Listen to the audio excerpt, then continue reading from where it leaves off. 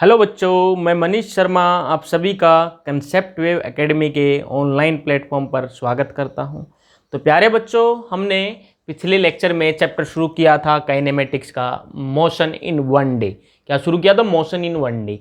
Lecture 1 में हमने क्या पढ़ा था कि काइनेमेटिक्स होता क्या है। काइनेमेटिक्स क्या होता है?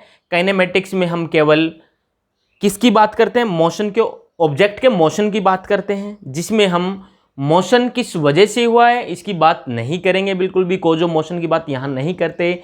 डायनेमिक्स में हम क्या पढ़ते हैं?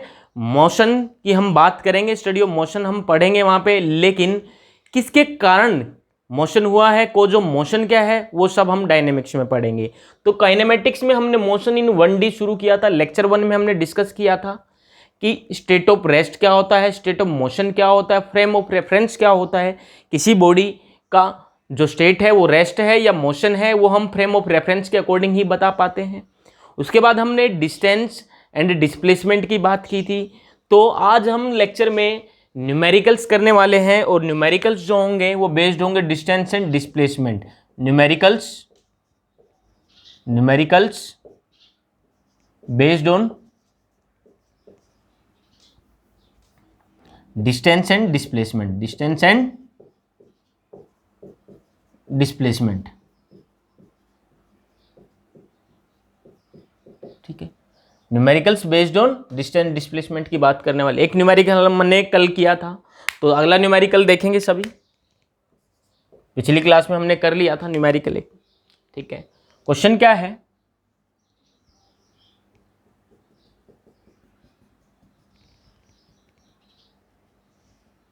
ये सर्कुलर पाथ है, कोई एक पार्टिकल यहां से चलना शुरू करता है।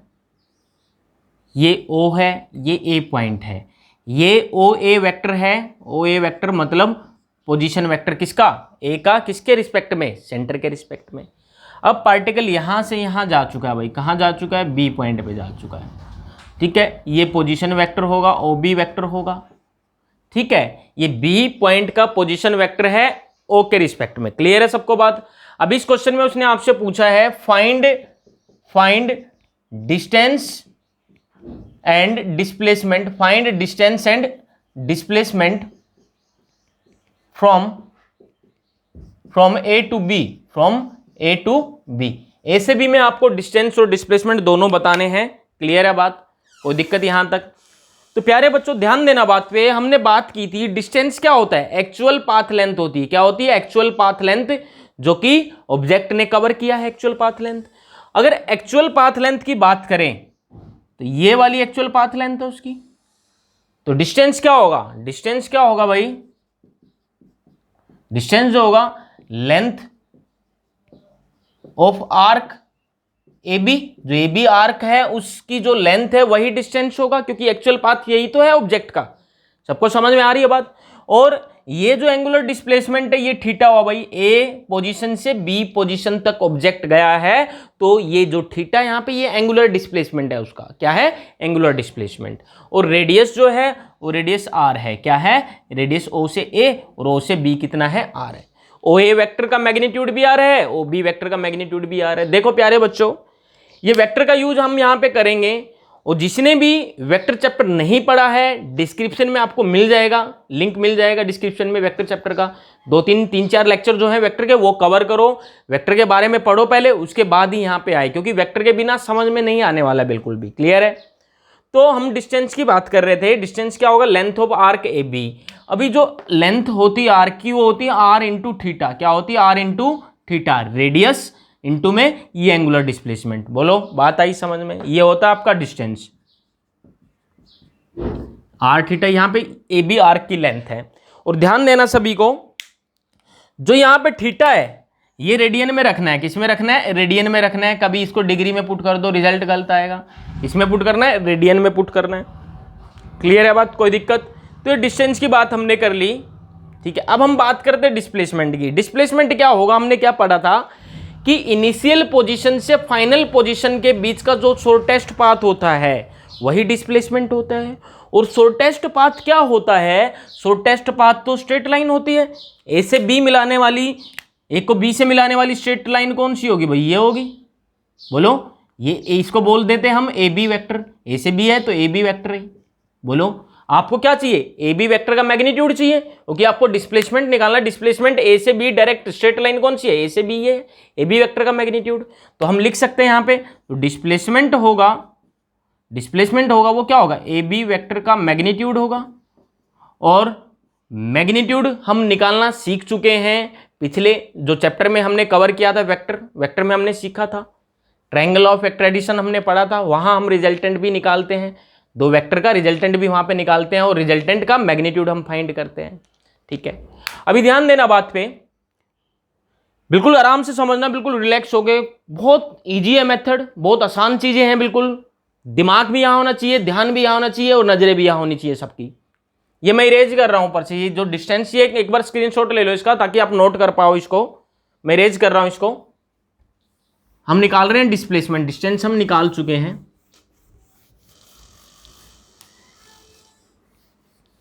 डिस्प्लेसमेंट क्या होगा, ए बी वेक्टर का मैग्नीट्यूड होगा। बोलो ए बी की जो लेंथ होगी वही डिस्प्लेसमेंट होगा, क्योंकि shortest path A to B यही है। अब ध्यान देना, हमने वेक्टर में क्या पढ़ा था, ए वेक्टर ये है, ये बी वेक्टर है, ये क्या है, बी वेक्टर है, मान लो ये है बी वेक्टर, और ये जो है ए वेक्टर की टेल और बी वेक्टर का हेड, ये क्या है, बी वेक्टर का हेड है। इनको मिलाने वाली जो लाइन है, जो वेक्टर है, वो रिजल्टेंट वेक्टर होता है। क्या होता है, रिजल्टेंट वेक्टर होता है। बोलो बात आ रही है समझ में सबको, ठीक है। और हमें क्या चाहिए, रिजल्टेंट वेक्टर का मैग्नीट्यूड चाहिए। हम बिल्कुल इसी डायग्राम को यहाँ पे सेपरेटली हम बना लेते हैं, यहाँ पे क्लियर है। यहाँ पे क्या है, ध्यान देना, ओ ए वेक्टर है, क्या है, ओ ए वेक्टर, मैंने बना दिया ओ ए वेक्टर। बोलो बात समझ में आई। ओ ए वेक्टर का मैग्नीट्यूड कितना है, आर है, ठीक है। ओ ए वेक्टर का मैं लिख देता हूं यहाँ पे, ओ ए वेक्टर का मैग्नीट्यूड कितना है, आर है, क्योंकि ये रेडियस है। बोलो ठीक है। अब ध्यान देना, ए बी को बना रहा हूं मैं, ए बी वेक्टर को बना रहा हूं। ये ए बी वेक्टर है भाई, क्या है, ए बी वेक्टर, जिसका मैग्नीट्यूड आपको फाइंड करना है, ठीक है। अब एक वेक्टर तो ये है ओ ए वेक्टर, एक ए बी वेक्टर है। पहले वेक्टर का हेड दूसरे वेक्टर की टेल से जुड़ा हुआ है, तो रिजल्टेंट क्या होगा, रिजल्टेंट होगा पहले वेक्टर की टेल से दूसरे वेक्टर के हेड तक। क्या बन गया, ओ बी वेक्टर बन गया। क्या बन गया, ओ बी वेक्टर बन गया। और ओ बी वेक्टर का मैग्नीट्यूड कितना है, यहां पे कितना, आर है। बोलो बात आ रही है समझ में, कितना है, आर है, ठीक है। ओ ए वेक्टर का मैग्नीट्यूड भी आर था। आपको निकालना है ए बी वेक्टर का मैग्नीट्यूड। ध्यान देना बात पे, बहुत सिंपल सा कंसेप्ट है, यहां पे लिख रहा हूं मैं। ओ ए वेक्टर आपको चाहिए, आर वेक्टर या फिर A B vector, sorry O B vector. क्या चाहिए, ये ओ बी वेक्टर चाहिए, रिजल्टेंट चाहिए। रिजल्टेंट होगा ना इन दोनों वेक्टर का, रिजल्टेंट ये होगा। तो रिजल्टेंट को हम कैसे लिखते थे भाई, ओ ए वेक्टर प्लस में ये कौन सा है, ए बी वेक्टर। क्लियर है। बोलो ओ बी वेक्टर क्या होता था, O A vector plus A B vector. आपको चाहिए क्या, ए बी वेक्टर का मैग्नीट्यूड चाहिए, तो ए बी वेक्टर को एक साइड रखो, ए बी वेक्टर, ये ओ ए वेक्टर उधर जाएगा तो क्या हो जाएगा, ओ B vector minus O A vector हो जाएगा। बोलो बात आई समझ में सबको, क्योंकि आपको इसका मैग्नीट्यूड चाहिए। और रिजल्टेंट वेक्टर का मैग्नीट्यूड हम कैसे निकालते थे, ध्यान देना प्यारे बच्चों, रिजल्टेंट वेक्टर का मैग्नीट्यूड हम कैसे निकालते थे, ए बी का हम मैग्नीट्यूड निकाल रहे हैं।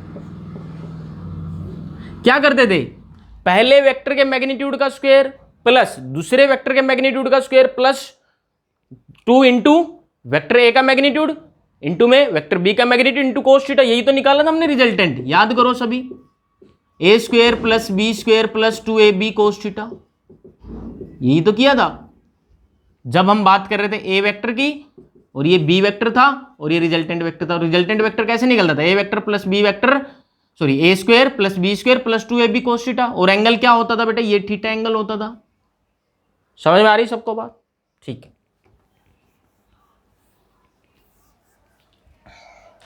चलो भाई, ए बी वेक्टर चाहिए, ठीक है।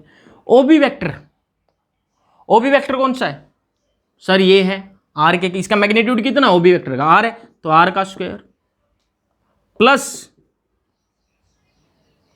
ओ ए वेक्टर का मैग्नीट्यूड आर है, तो आर का स्क्वायर।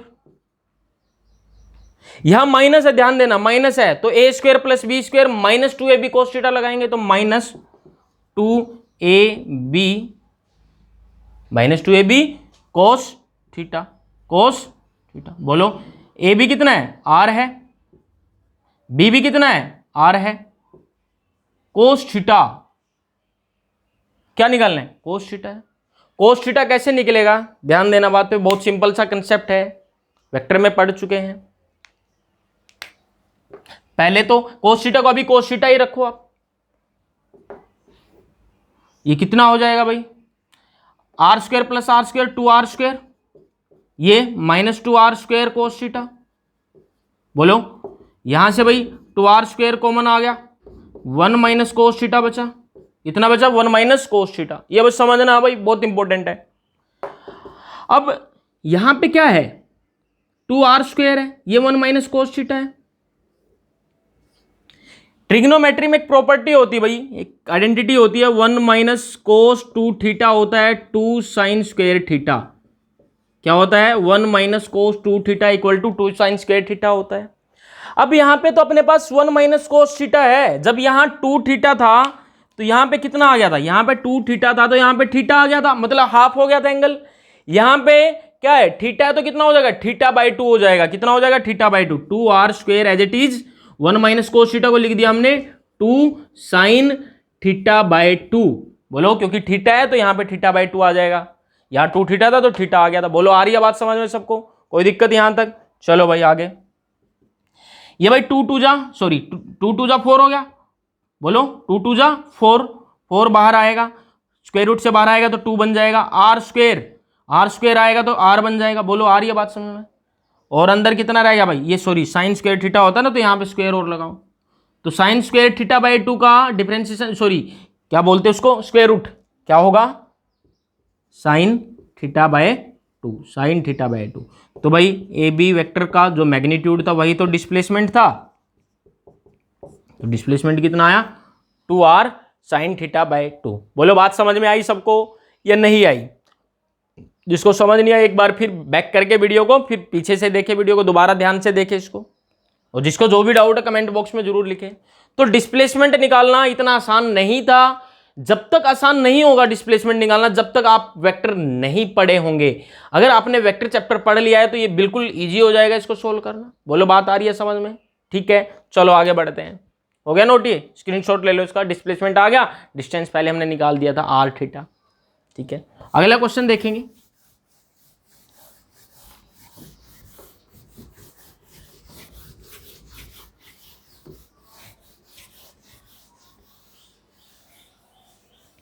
अगला क्वेश्चन है,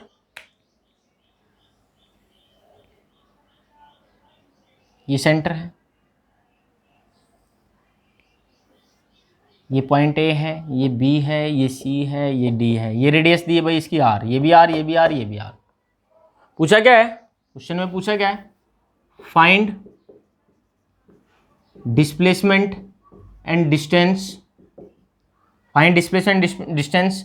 फर्स्ट पार्ट में बोला है ए टू बी, ए से बी में बोला ए टू बी, सेकेंड पार्ट में उसने बोला है ए टू सी, और फिर थर्ड में बोला उसने ए टू बी आ गया, सी आ गया, ए टू डी आ गया, और फोर्थ पार्ट में उसने बोला है इनकम्प्लीट साइकिल, कंप्लीट साइकिल में पूछ लिया। तो चलो सबसे पहले ए टू बी की बात करते हैं, बहुत सिंपल सा कंसेप्ट है।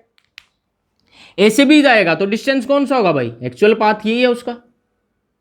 बोलो, तो ध्यान देना, टोटल सरकमफेरेंस कितना होता है सर्किल का, 2πr होता है, लेकिन ये कितना कवर किया, 1/4 ही तो कवर किया है, एक क्वाड्रेंट की आर्क तो कवर की उसने, तो कितना होगा डिस्टेंस फर्स्ट वाले में, डिस्टेंस होगा भाई 2πr टोटल है सरकमफेरेंस, और 1/4 अभी ट्रेवल किया है तो 4, कितना आ गया πr/2। बोलो क्लियर है? अब डिस्प्लेसमेंट की बात करते हैं, इसी में डिस्प्लेसमेंट पूछा है फर्स्ट केस में। डिस्प्लेसमेंट क्या होगा भाई, A to B direct straight line, ये आर है, ये आर है, ये 90 डिग्री है, पाइथागोरस थ्योरम यूज करेंगे, पाइथागोरस थ्योरम से कितना आ जाएगा, √2r। बोलो डिस्प्लेसमेंट कितना आया, √2r। क्लियर है सबको बात? होगी फर्स्ट केस की बात। ठीक है, सेकंड केस की बात करते हैं भाई। ए टू सी में बोलिए भाई, ए टू सी में यहां से किधर आ गया, पूरा सी तक आ गया, तो कितना ट्रेवल किया उसने, टोटल सरकमफेरेंस होता है 2πr, लेकिन हाफ उसने ट्रेवल कर लिया तो कितना रह गया पाई आर। तो कितना डिस्टेंस है पाई आर। डिस्प्लेसमेंट कितना होगा भाई इसी केस में, इनिशियल पोजीशन क्या है ए टू सी में, इनिशियल ये है फाइनल ये है भाई, डिस्प्लेसमेंट क्या होगा शॉर्टेस्ट पाथ तो स्ट्रेट लाइन होगी ए टू सी, मतलब आर प्लस आर कितना 2r, डिस्प्लेसमेंट होगा भाई 2r। बोलो आ रही है बात समझ में। अब बात करते हैं तीसरे केस की, बहुत सिंपल सा क्वेश्चन है। अब बात कर रहे हैं कहां से कहां तक, ए टू डी की बात कर रहे हैं, ए से डी आइए तो टोटल सरकमफेरेंस कितना होता है 2 पाई आर होता है, कितना होता है 2 पाई आर। लेकिन कितना कवर कर चुके हम 3/4 कवर कर चुके हैं, 1/4 प्लस 1/4 कितना हो गया 3/4 हो गया। बोलो तो 3/4 कर दो इसका तो कितना आ गया 3/2 पाई आर। क्लियर है बात। अब डिस्प्लेसमेंट देख लो कितना होगा इस केस में भाई, ए टू डी जब आएंगे तो ए इनिशियल पोजीशन होगी और डी फाइनल पोजीशन होगी। तो भाई ये फाइनल पोजीशन इनिशियल पोजीशन, तो डिस्प्लेसमेंट क्या होता है initial to final position shortest path, ये आर है ये 90 डिग्री आर, तो ये कितना होगा भाई पाइथागोरस थ्योरम से √2r, तो डिस्प्लेसमेंट कितना होगा √2r। बोलो बात आई समझ में सबको या नहीं आई। चले आगे बढ़ते हैं। फिर एक लास्ट केस होगा, इसका स्क्रीनशॉट ले लो जल्दी से। फिर फोर्थ केस है जो कंप्लीट साइकिल में बात करते हैं डिस्टेंस एंड डिस्प्लेसमेंट की।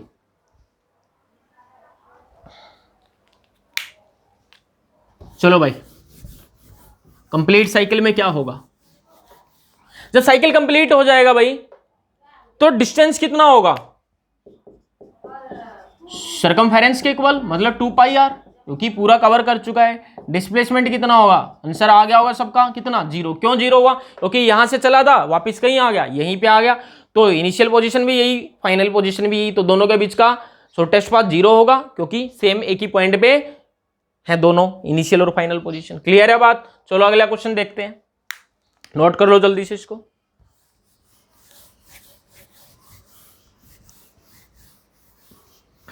नेक्स्ट क्वेश्चन क्या है, रेगुलर हेक्सागन दिया एक, रेगुलर हेक्सागन,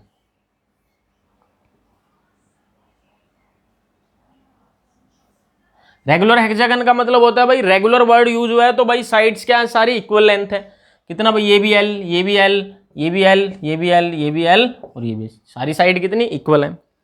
ये भाई ए पॉइंट है ये सी पॉइंट है। क्लियर है बात।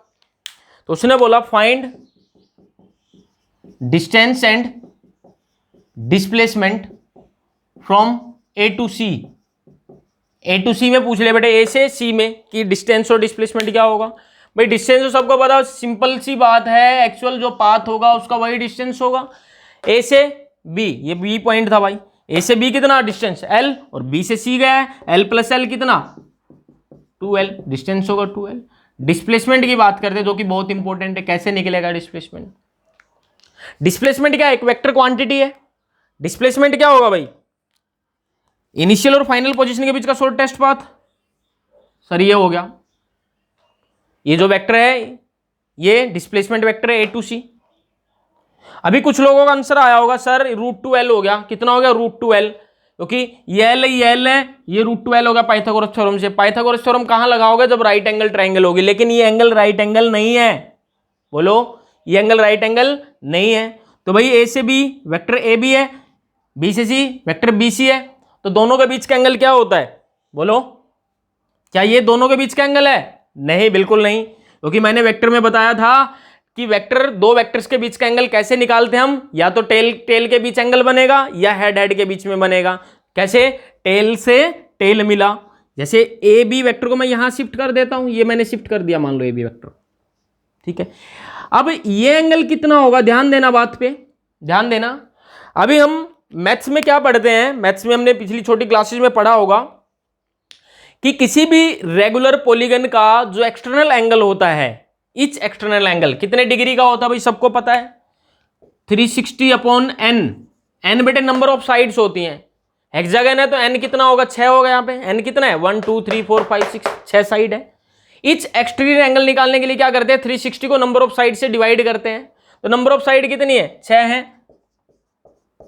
तो कितना भाई 60 डिग्री। तो ये क्या है, हेक्सागन का एक्सटीरियर एंगल तो है, तो कितने का होगा 60 डिग्री का होगा। इसका मतलब ये हुआ भाई वेक्टर ए और वेक्टर बी में, मतलब ए बी वेक्टर और बी सी वेक्टर में कितने का एंगल है 60 डिग्री का एंगल है। आपको क्या निकालना है, ए सी वेक्टर का मैग्नीट्यूड निकालना है, क्योंकि डिस्प्लेसमेंट आपको चाहिए। ए सी वेक्टर का क्या चाहिए, मैग्नीट्यूड चाहिए।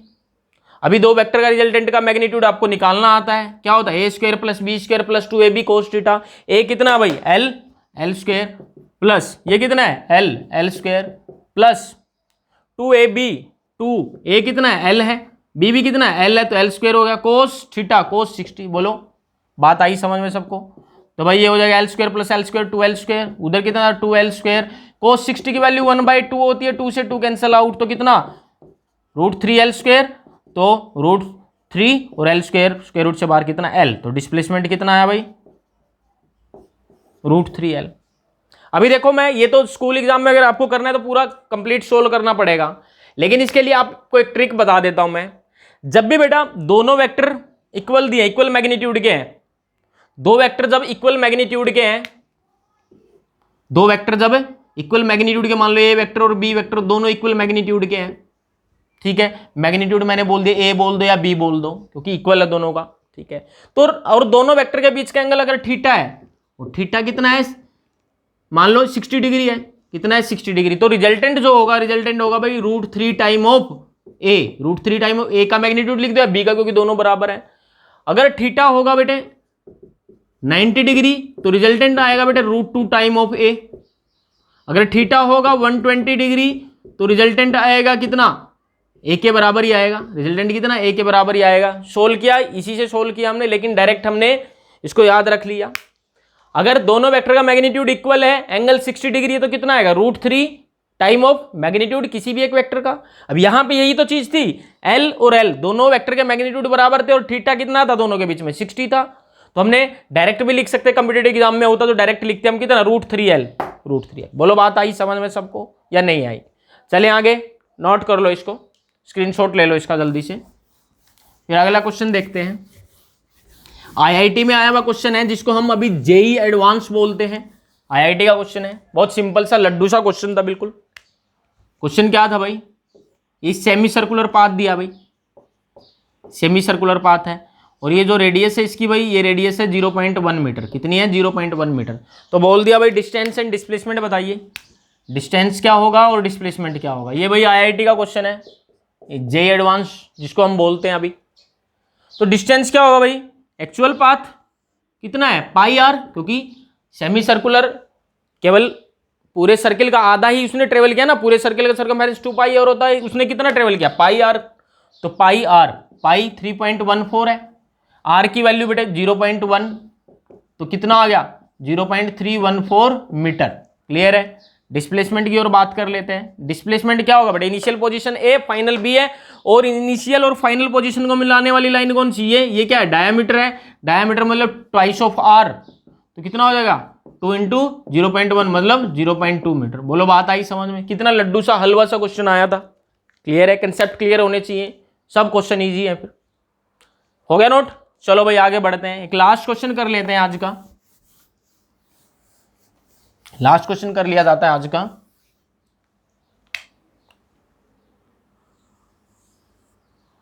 एक व्हील है बेटे, व्हील है कितनी रेडियस का, r रेडियस का एक व्हील है, ये बेटे मूव करना शुरू करता है यहाँ पे, ठीक है।